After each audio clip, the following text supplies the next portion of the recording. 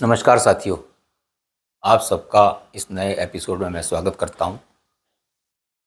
तो साथियों, पिछले अंक में हमने देखा था कि मैंने आपको लग्न के बारे में और लग्नेश के बारे में और उनके कैरेक्टर्स के बारे में कि अग्नि स्वभाव के हैं, जल के हैं, पृथ्वी के हैं और ये चार पुरुषार्थ जो थे धर्म, अर्थ, काम, मोक्ष, इनके बारे में कुछ जानकारी दी थी।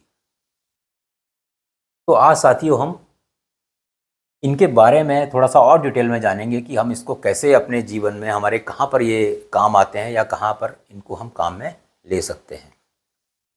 तो चलिए आगे बढ़ते हैं। तो मैं लग्नेश को ही लेता हूँ कि लग्नेश को उदाहरण लेके चलते हैं हम कि देखिए, मान लीजिए जैसे आपका लग्नेश कौन होगा, यहाँ पर मैंने बताया था 1 नंबर की राशि है, तो लग्नेश आपके मंगल हो गए, ठीक है ना। तो अब हम क्या करेंगे, इसमें हम मंगल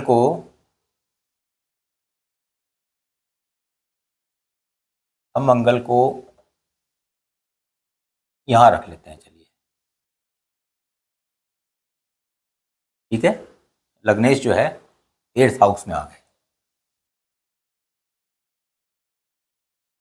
तो अब हम देखेंगे, क्या देखेंगे, हमको क्या फर्क पड़ेगा, हम क्या फल कहेंगे। देखिए कि लग्नेश हमारे अष्टम भाव में बैठे हैं।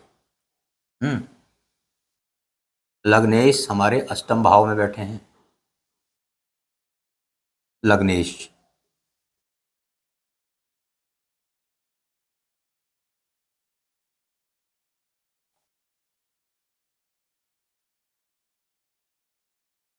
मंगल है, अष्टम भाव में बैठे हैं, ठीक है, जल राशि में बैठे हैं, जल भाव में बैठे हैं, जल राशि में बैठे हैं, सॉरी, है ना, जल राशि में बैठे हैं। हालांकि ये मंगल की अपनी ही राशि है, वृश्चिक राशि, लेकिन इसका क्लासिफिकेशन जल राशि में बैठे हैं, मोक्ष भाव में बैठे हैं, मोक्ष भाव, ठीक है। तो हम क्या इससे अर्थ निकालेंगे कि जो लग्नेश है, लग्नेश हमारा जो कि अग्नि स्वभाव का था, ठीक है ना, अग्नि स्वभाव के मंगल हैं, लेकिन वो अपनी ही राशि में, जल राशि में जाकर बैठे हैं, अष्टम भाव में बैठ गए हैं और मोक्ष के भाव में बैठ गए हैं। तो अब आप क्या, हम इसको आर्थिक रूप से देखते हैं पहले। हम, क्योंकि आर्थिक रूप सबसे बड़ा क्षेत्र है, हर आदमी को आर्थिक रूप से ही उसको देखना है, तो हम आर्थिक रूप के, आर्थिक क्षेत्र के हिसाब से देखेंगे कि हमारे जब लग्नेश यहाँ पर मोक्ष भाव में बैठे हुए हैं, तो हमको क्या देखना पड़ेगा कि हमको जो भी हम काम करते हैं, हम जो भी कार्यकलाप करते हैं जीवन में, व्यापार करते हैं, नौकरी करते हैं, तो उसके लिए हमको अपने आप को मोक्ष से जोड़ना पड़ेगा। ये इस बात को इंडिकेट कर रहा है, लग्नेश आपका, ये कुंडली ये इंडिकेट कर रही है, लग्नेश यहाँ बैठे हुए हैं कि हमको, लग्नेश मतलब हमको कोई भी काम करना है तो उसको मोक्ष के साथ जोड़ के चलना है। मोक्ष के साथ कैसे जुड़ेगा, मैंने यहाँ पे बताया था सॉरी, मोक्ष का क्या मतलब है, मोक्ष का क्या मतलब है, आसक्ति,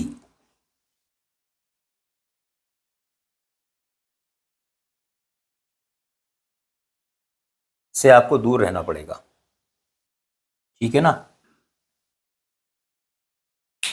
मोक्ष का मतलब कोई भी किसी भी प्रकार की आसक्ति आपको नहीं रखनी पड़ेगी। तो क्या मतलब हुआ कि हमको कोई भी काम करना है, कोई भी व्यापार करना है, तो उसकी फल की चिंता ना करें, उसमें पहले से कैलकुलेशन ये ना लेके चलें कि मेरे को इतना फ़ायदा होगा या इस प्रकार से मैं ये फ़ायदा होगा तो मैं इसको ये करूँगा। हालांकि प्लानिंग तो करेंगे बिजनेस में, ये नहीं कह रहा हूँ कि मैं प्लानिंग नहीं करेंगे, बगैर प्लानिंग के बिजनेस तो आपका फेल हो जाएगा, है ना, पैसा डूब जाएगा। वो प्लानिंग तो करेंगे आप कि किस तरीके से व्यापार को बढ़ाऊं, किस तरह से ये करूं, लेकिन आपको लालच नहीं करना पड़ेगा कि मैं इस ऑर्डर को, अगर ये ऑर्डर मेरे को मिल गया या वो हो गया तो मेरे को इतने लाख का फ़ायदा होगा, इतने करोड़ का फ़ायदा होगा और मेरे साथ ये हो जाएगा वो हो जाएगा। ये सब इतना बड़ी प्लानिंग नहीं करनी पड़ेगी। ये प्लानिंग करेंगे तो आप घाटे में रहेंगे, आपको लॉस हो जाएगा, क्योंकि आपका जो लग्नेश है अष्टम भाव में गया हुआ है, नंबर 1, और जल राशि में गया हुआ है। ये भी फैक्टर आपका सही नहीं है, क्योंकि अग्नि स्वरूप जो आपका लग्नेश है वो अपनी ही, भली अपनी राशि हो लेकिन इतना कंफर्टेबल यहाँ पर नहीं रहेगा जल राशि के साथ। अग्नि जल के साथ कैसे कंफर्टेबल रहेगी, ठीक है ना। और चूंकि वो चाहती है कि मोक्ष, आप मोक्ष अपनाएं, आप आसक्ति ना दिखाएं, आप इच्छाओं की एकदम अपनी प्रबलता, इच्छाएं अपनी प्रबल रूप से ना दिखाएं। वो चाहती है कि आप जो भी काम करें आप उसके फल की चिंता ना करें, जो हमारे कृष्ण भगवान ने भी गीता में कहा था, है ना, कि फल की इच्छा मत कीजिए, बस एक अपने काम को करते रहिए। तो आपको वही करना है। अगर आप इस तरीके से काम करेंगे तो आपकी उन्नति बहुत ज़्यादा होगी, बहुत तरक्की होगी आपकी, आप सोच भी नहीं सकते। तो मोक्ष का मतलब ये है, ठीक है ना। अब हम इसी को दूसरा एग्जाम्पल ले लेते हैं। दूसरा एग्जाम्पल हम क्या लेंगे कि अब ये जो हमारे मंगल जो है, मंगल हमारे यहां पर बैठ गए हैं। मंगल हमारे थर्ड हाउस में चले गए। थर्ड हाउस देखिए क्या लिखा हुआ है, काम। तो ये क्या इंडिकेट कर रहे हैं, ये इंडिकेट कर रहे हैं कि हमको कुछ भी पाने के लिए जीवन में, जो भी हमारी इच्छाएं हैं या जो भी हम कार्यकलाप कर रहे हैं, हम नौकरी कर रहे हैं, हमको प्रमोशन चाहिए, नेक्स्ट प्रमोशन चाहिए, हम टॉप में, हम सीएमडी बनना चाहते हैं, जनरल मैनेजर बनना चाहते हैं या सेक्रेटरी बनना चाहते हैं, जिस प्रकार की नौकरी हो, तो नौकरी वाले के लिए भी अगर वो चाहता है या व्यापार में चाहता है कि मेरी आज एक इंडस्ट्री है, अब दूसरी है, या दूसरी शॉप हो, दूसरा शोरूम हो, तो उसके लिए अगर आपको सोचना है तो क्या करना पड़ेगा, काम करना पड़ेगा। ये इस बात को इंडिकेट कर रहा है कि ये हाउस हमारा लग्नेश काम के हाउस में गया है। तो आप जब तक संघर्ष नहीं करेंगे आपको कुछ नहीं मिलेगा। कुछ नहीं का मतलब जो आपकी इच्छाएं हैं, ठीक है, आप सर्वाइवल तो कर लेंगे, लेकिन उसके हिसाब से जो आप चाहते हैं कि मैं टॉप पर पहुंचूं, उसके लिए आपको काम करना पड़ेगा। अब आप कहेंगे साहब काम तो हर एक आदमी करेगा, करता है, बगैर काम के तो किसी का काम चलता नहीं, कोई भी हो, दुकानदार हो, नौकरी हो, लेकिन वो काम नहीं, आपको उसके लिए एक्स्ट्रा एफर्ट्स करने पड़ेंगे। अगर मैं नौकरी करता हूँ 10 से 5 वाली नौकरी नहीं चलेगी कि 10 बजे ऑफिस गए, 5 बजे डेस्क से उठ के चले गए। आपको हो सकता है 7 बजे तक, 8 बजे तक बैठना पड़े, इतना संघर्ष करना पड़े। हो सकता है आपको सबसे पहले 9 बजे पहुंचना पड़े ऑफिस। तो वो आपको एक्स्ट्रा एफर्ट करने पड़ेंगे, तब आप उस ऊंचाई पर पहुंचेंगे, क्योंकि आपका भाव बोल रहा है कि आप काम कीजिए।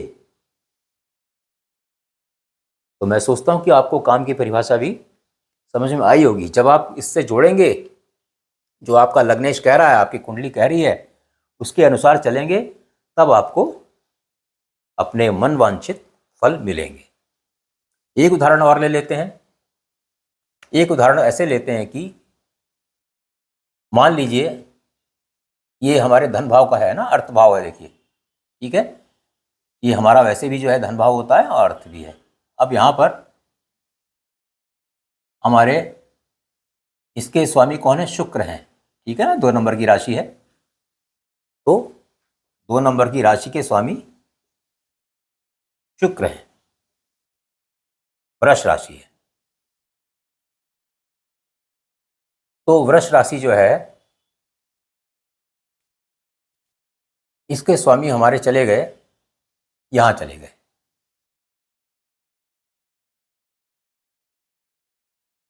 शुक्र यहां चले गए, नवम भाव में चले गए। तो अब ये क्या इंडिकेट कर रहा है? ये क्या इंडिकेट कर रहा है कि जो हमारे द्वितीय भाव के स्वामी हैं, जो हमारे धन भाव के स्वामी हैं, वो हमसे कह रहे हैं, ये हमारी कुंडली कह रही है कि उसको धर्म से जोड़िए। इसका क्या मतलब हुआ कि आप जो भी काम कर रहे हैं धर्म को साथ लेके चलिए। धार्मिक कृत्य कीजिए, धार्मिक यात्राएं कीजिए। आप जिस भी धर्म के मानने वाले हैं उस धर्म के अनुसार आचरण कीजिए, धर्मानुसार आचरण कीजिए, स्वधर्म अपनाइए। जो भी स्वधर्म है इसका मतलब मेहनत कीजिए, जो हमारे धर्म में लिखा हुआ है। ये नहीं कह रहा हूं कि मैं कीर्तन कीजिए 24 घंटे बैठकर, वो नहीं इसका मतलब है। धर्म का मतलब ये नहीं है कि आप कीर्तन कीजिए, मंदिर में बैठिए 24 घंटे, या कहीं भी जिस भी धर्म के मानने वाले हैं वहीं बैठे रहें। धर्म का मतलब ये है कि धर्मानुकूल आचरण करना, दया भाव अपनाना, लोगों की मदद करना, सत्य के रास्ते पर चलना, ये धर्म के अनुसार आचरण है। नवम भाव में गए हुए हैं, अपने गुरुजनों का, अपने पिताजी का, उनका आदर करना, उनसे सलाह मशवरा लेना, उनका आदर करना, उनकी रिस्पेक्ट करना, उनको, अपने पिताजी को घुमाना, धार्मिक यात्राएं करना, उनको घुमाना, उनको तीर्थ यात्रा पर ले जाना, उनका तीर्थाटन कराना।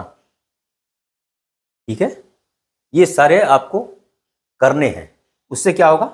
आपका भाग्य भी जो है, भाग्य भी आपका बढ़ेगा, भाग्य की तरक्की होगी, और साथ में जो आपका सेकंड हाउस है इसमें इसके जो मनवांछित फल हैं, इसके जो शुभ फल हैं वो आपको बहुत ज़्यादा मिलेंगे, और जो भी आपकी परेशानी है वो सब दूर होगी। तो इस प्रकार ये भाव जो है इंडिकेट कर रहा है कि भाई आपको धर्म को अपनाना है। इस प्रकार से आप इन भावों का अर्थ निकालेंगे। तो इसमें देखिए, जब अर्थ जो है काम से जुड़ा होता है, ये एक अच्छी पोजीशन है, और अर्थ धर्म से जुड़ा होता है, ये भी अच्छी पोजीशन है। और लेकिन जब हमारा धर्म जो है मोक्ष से जुड़ जाता है तो ये सांसारिक जीवन के लिए इतना अच्छा नहीं होता। सांसारिक मतलब जैसे हम लोग पैसे के पीछे भाग रहे हैं या काम कर रहे हैं, हमारे पास जिम्मेवारियां हैं, अपने बच्चों की जिम्मेवारियां हैं, परिवार की जिम्मेवारियां हैं, तो फिर वो कॉम्बिनेशन थोड़ा सा अच्छा नहीं होता, क्योंकि ये कॉम्बिनेशन सिर्फ साधु संतों के, या जो जीवन से जिनको मोह नहीं रहता, जीवन की अपनी जो रिस्पॉन्सिबिलिटीज़ हैं या अपने समाज से जिम्मेवारियां हैं, उससे जब दूर चला जाता है आदमी, क्योंकि धर्म और मोक्ष तो वही होगा ना कि किसी को परिवार से लेना देना नहीं, पैसे से, माया से, मोह से, ममता से, किसी से नहीं लेना। तो ये थोड़ा सा कॉम्बिनेशन अगर होता है तो थोड़ा सा ठीक नहीं होता, क्योंकि इसके अनुसार आप आचरण कैसे करेंगे? इसके अनुसार आप करेंगे तो फिर आपको सब छोड़ना पड़ेगा ना, आप जो भी है। तो ये संभव है नहीं इस जीवन में। जब आप इस सांसारिक उसमें माया जाल में फंस चुके हैं तो आपके लिए ये अपनाना थोड़ा सा मुश्किल पड़ता है। तो ये उन्हीं की कुंडलियों में विशेष तौर से होता है जो साधु संत वगैरह या इस तरह के समाज से जो विरक्त हो जाते हैं। तो उम्मीद करता हूँ कि थोड़ा बहुत मैं आपको समझा सका हूँ। तो बाकी अगर इसमें कुछ और मैं देखूँगा, अगर आपका कमेंट आता है, अगर आपको कुछ और आप समझते हैं कि मैं इसमें आगे फर्दर और आपको बताऊं डिटेल में, अगर आपको कहीं कन्फ्यूज़न है या कुछ और समझना चाहते हैं तो आप कमेंट में लिख दीजिएगा, मैं इसमें और आगे फर्दर एग्जाम्पल लेके फिर से बताने की कोशिश करूँगा। तो मिलते हैं एक नए एपिसोड में, तब तक के लिए आप सब लोगों को मेरा नमस्कार। और सब्सक्राइब अवश्य कर दीजिए, और लाइक भी कर दीजिए, कमेंट भी कर दीजिए। धन्यवाद।